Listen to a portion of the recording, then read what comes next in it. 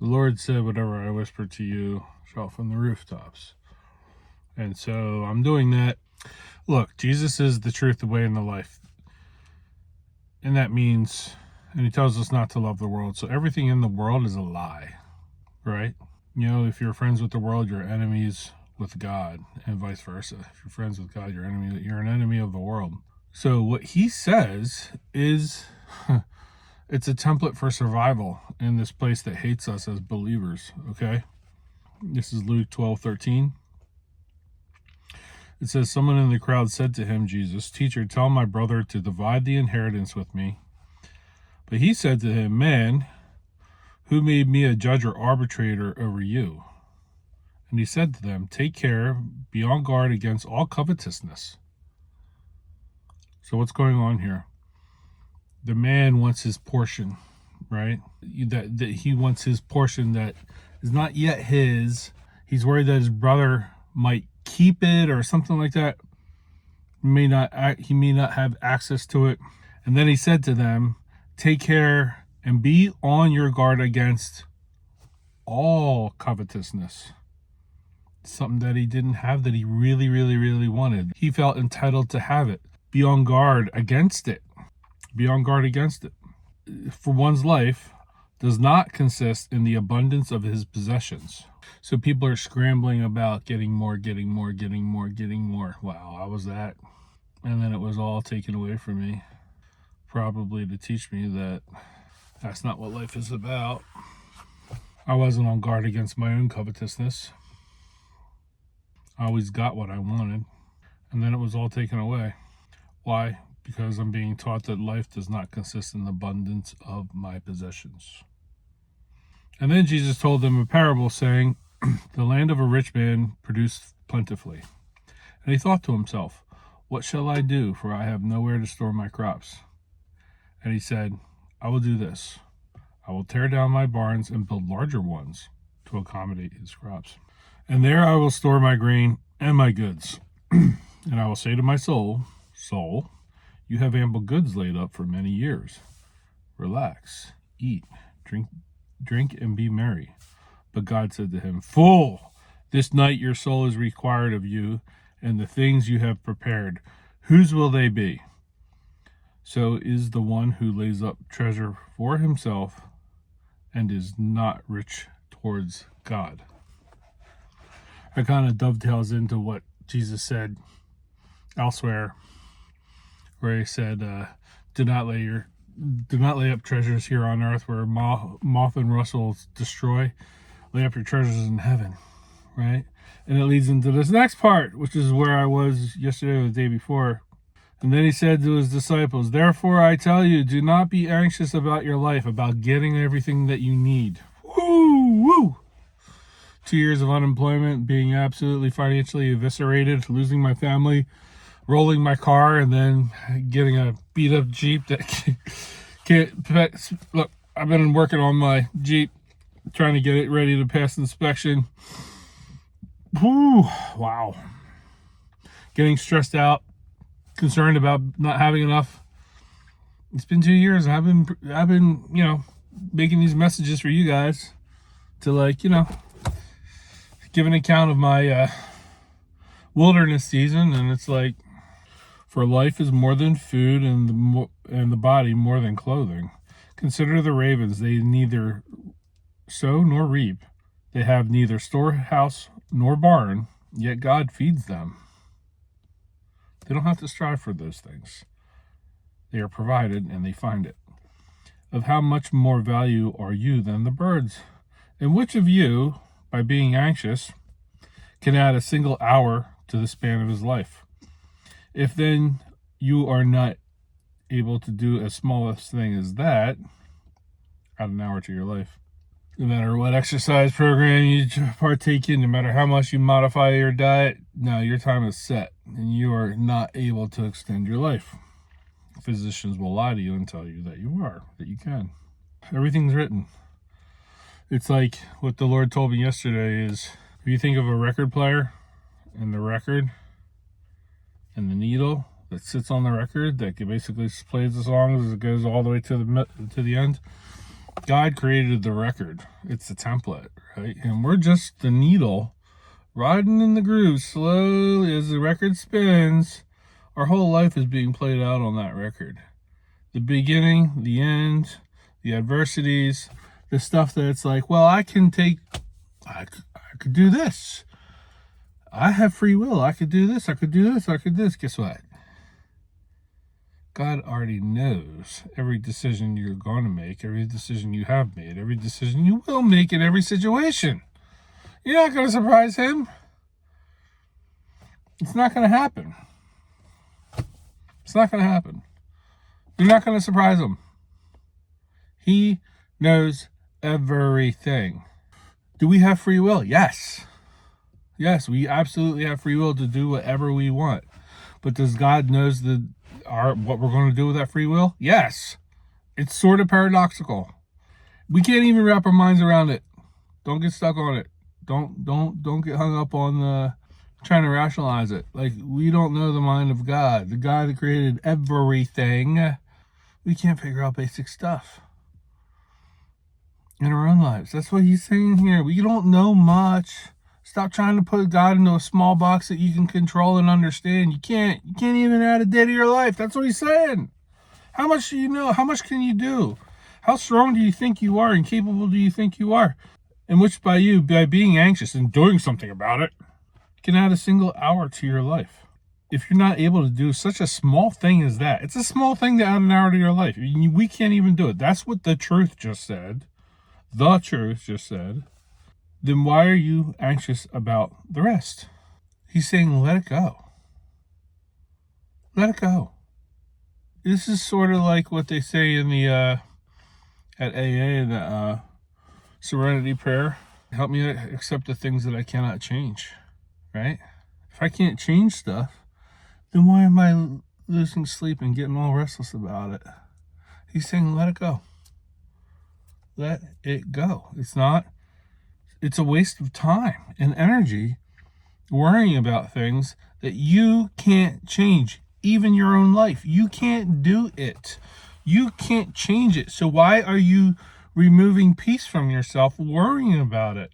He's saying he wants you to have peace. So let it go. Consider the lilies, how they grow. They neither toil nor spin. Yet I tell you, even Solomon in all his glory, he was the king of Israel.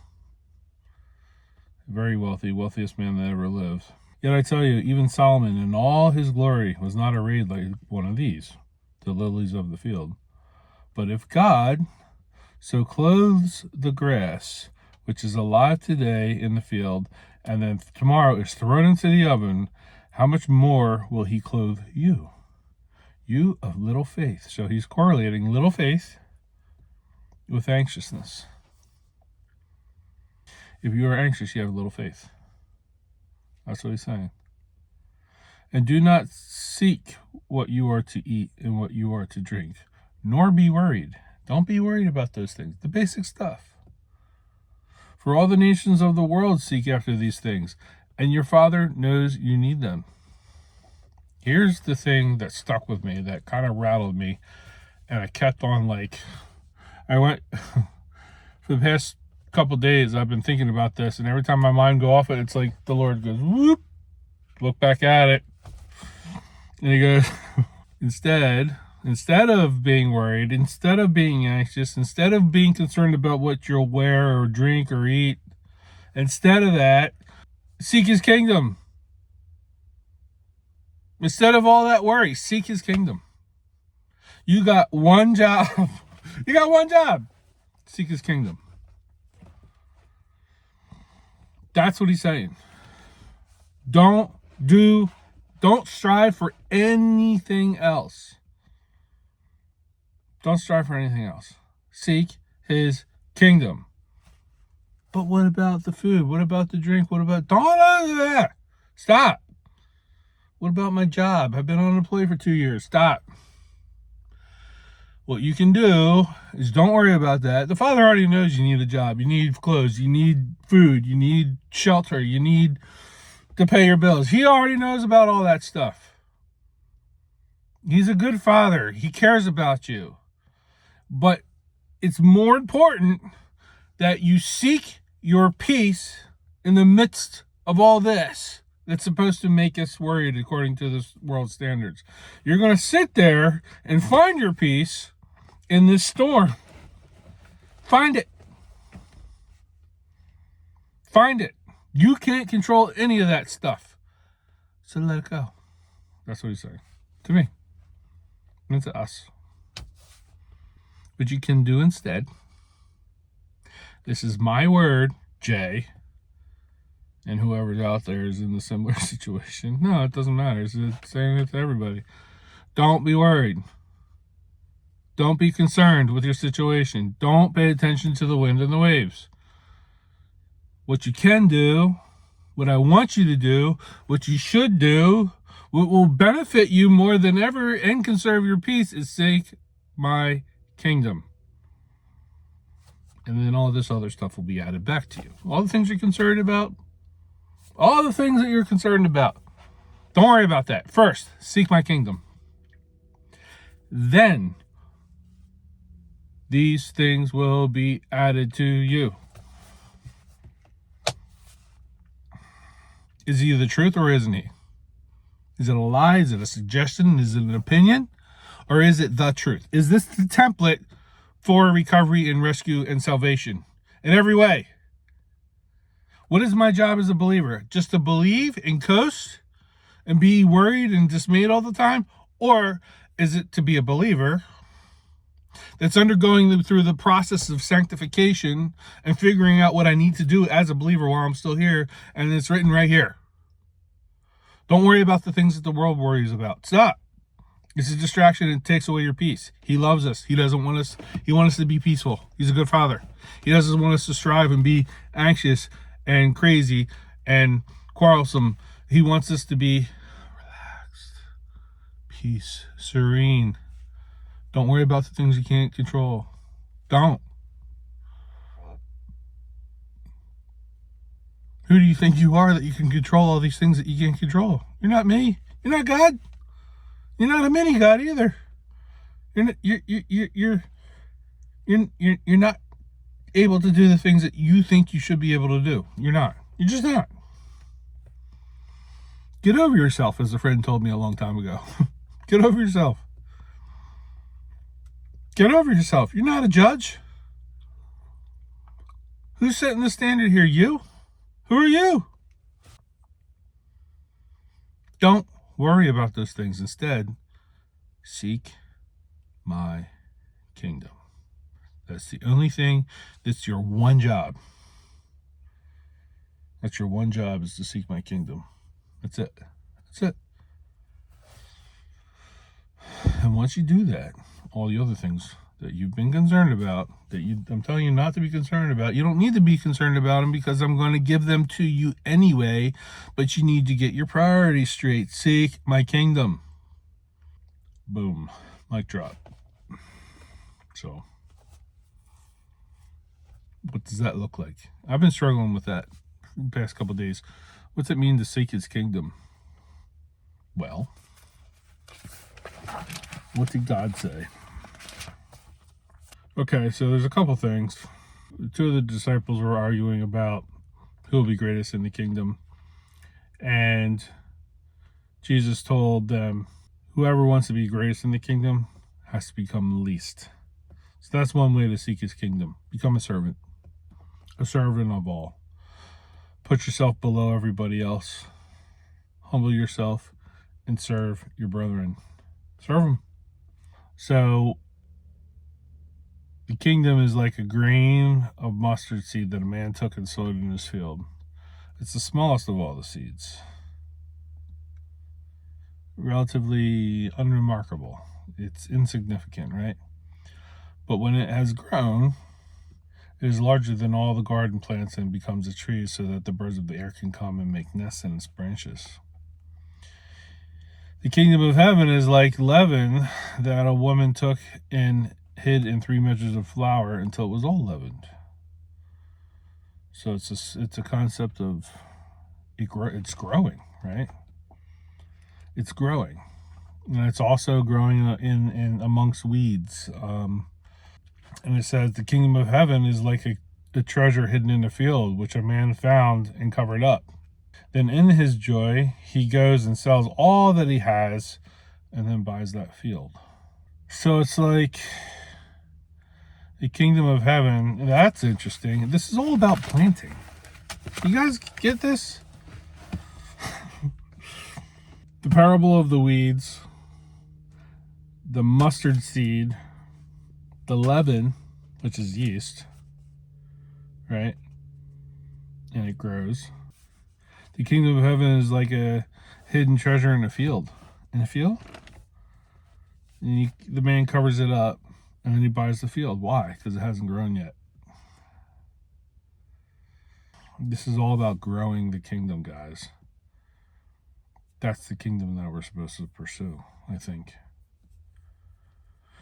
And again, the kingdom of heaven is like a merchant in search of fine pearls, who, upon finding one pearl of great value, went and sold all that he had and bought it. This means like giving up everything. Giving up everything to pursue and attain the kingdom. And then all those other things will be added onto you. Do you get it? It's not like a do this and then immediately this. No, it needs time to grow. We need to recognize the value first in the kingdom, I think, as believers. And that's maybe something I don't fully understand yet. Sell all your possessions and follow me. That's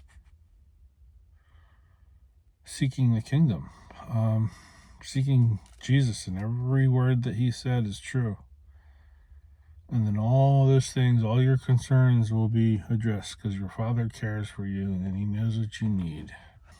Seek the kingdom, grow the kingdom, plant more seed based on the words of Jesus. Well, I think we kind of got it. So don't be worried. Don't worry about the things that you might be going through like I am right now. Seek the kingdom.